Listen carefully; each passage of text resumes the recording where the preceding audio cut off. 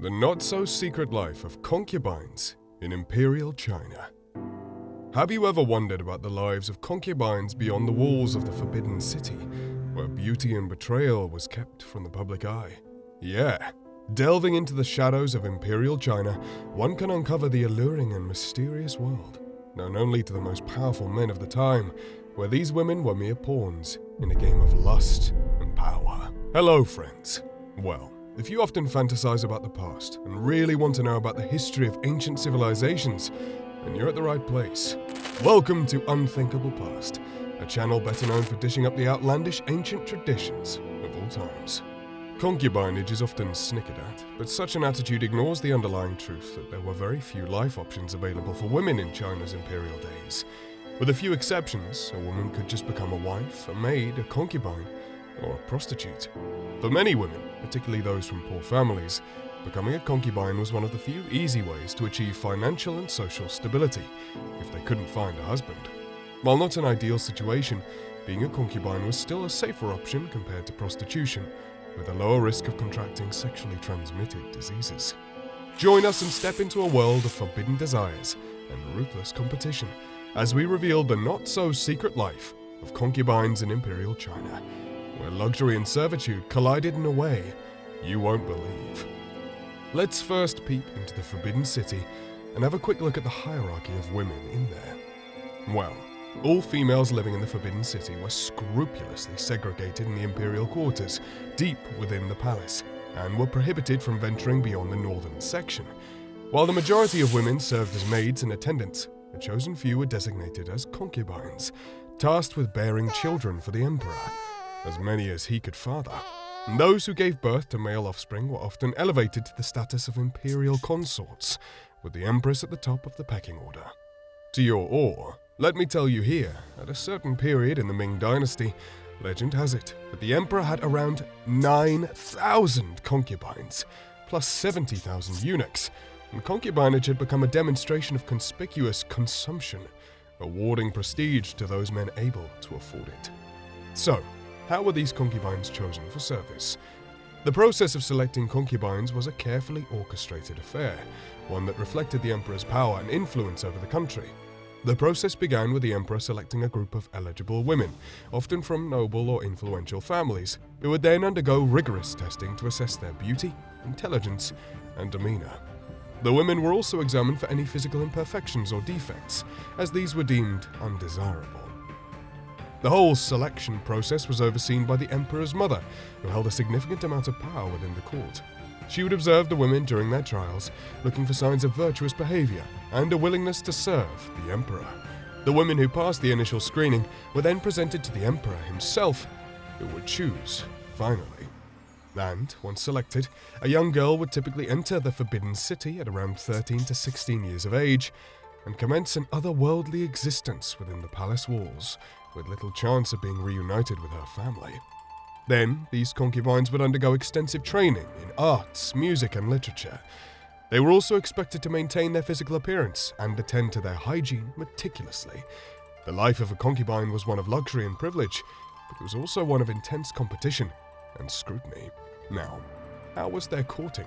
It's important to note that the relationships between Chinese emperors and their concubines were highly regulated and often influenced by political considerations. While there was an element of courtship involved, the emperor's decisions were based on factors such as family connections, social status, and the ability of the woman to bear children. However, having a wide range of women at his service, the emperor would keep records of his favored concubines on jade tablets, which he would refer to summon a specific concubine for the night in his chamber. To retrieve the chosen concubine, a eunuch would carry her naked to the emperor's chambers, as foot binding had made it difficult for her to walk. This was also done to ensure that the concubine had no place to conceal a weapon. Let's now check out which Chinese emperors were born out of concubinage. Well, several rulers in Imperial China were born out of concubinage, or who had concubines themselves.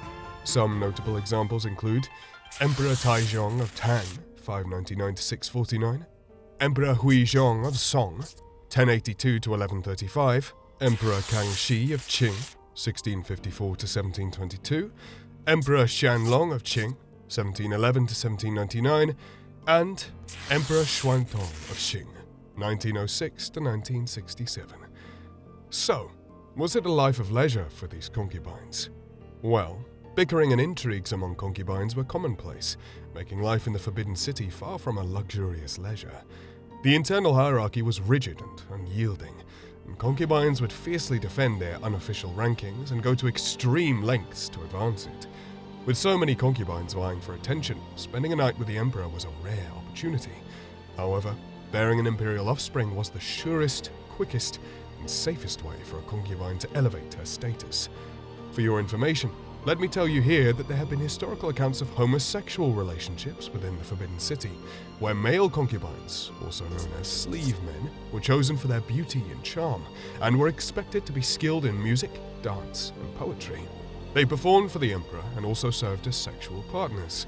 The term, the passion of the sleeve, refers to the sexual relationships between male consorts and the emperor, which could lead to promotion and status within the court, but were filled with competition and jealousy as well. The life of a male concubine was also regulated by strict rules and restrictions, similar to female concubines. Now, coming to the most dreadful part of this story, talking of their trials and punishments for misdeeds. Well, in Imperial China, concubines of the Forbidden City were subject to strict rules and harsh punishments for any misdeeds. Trials were held to determine guilt or innocence, and punishments were often severe. For instance, during the reign of Emperor Yongle, a concubine named Jin was accused of having an affair with a eunuch. She was put on trial and found guilty, and as punishment, she was beaten with a board and then strangled to death. Her body was then thrown into a well. In addition to these trials, concubines could be punished for even minor misdeeds, such as a concubine who failed to please the emperor or committed a minor offense might be sent to a cold, dark, and damp cell called Cold Palace as punishment. Others might be beaten or even killed for more serious offenses. Time to have a look at some influential concubines of Imperial China. Well, Empress Dowager Zixi is perhaps the most renowned influential concubine of Imperial China. She started her life as a low-ranking concubine of Emperor Zhang, but her intelligence, strong will, and political skills helped her rise to power. She served as the de facto ruler of China for several decades, acting as a regent for her son and nephew. Lady Wang was another influential concubine who served Emperor Wu of Han. She was a talented musician and dancer and was believed to have influenced the emperor's decision of relocating the capital to Chang'an. Her beauty and intellect earned her great respect from the emperor. Then, consort Yang Guifei lived during the Tang dynasty and was renowned for her exceptional beauty and charm. A favorite of Emperor Xuanzong, but her influence over him resulted in resentment from imperial court officials, and eventually she was executed during an An Lushan rebellion. While these are just a few examples, many other influential concubines played significant roles in Chinese history.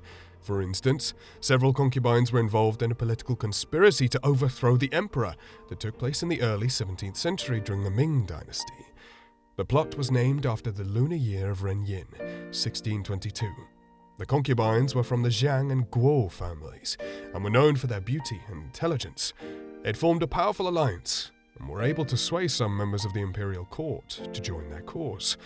But the plot got uncovered, and the concubines involved were punished severely.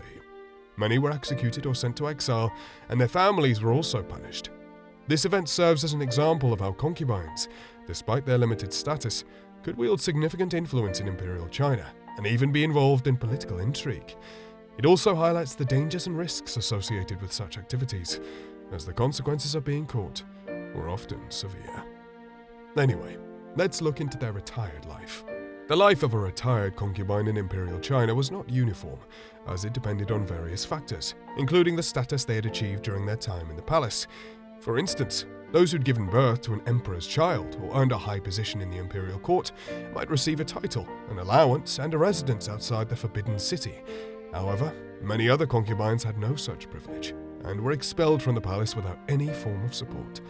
Some retired concubines had to resort to begging or prostitution to survive, while others received help from relatives or lived in poverty. Although there were retirement homes specially designated for concubines, they were often overcrowded and lacked sufficient resources. Well, there you have it. We hope you liked this video. If you did, hit the like button and subscribe to this channel without any delays. Make sure you turn on post notifications, and also let us know in the comment section about your views on the lives of these concubines from the Forbidden City of Imperial China. Thanks for watching Unthinkable Past. Until the next time we meet, continue learning and stay healthy. Goodbye.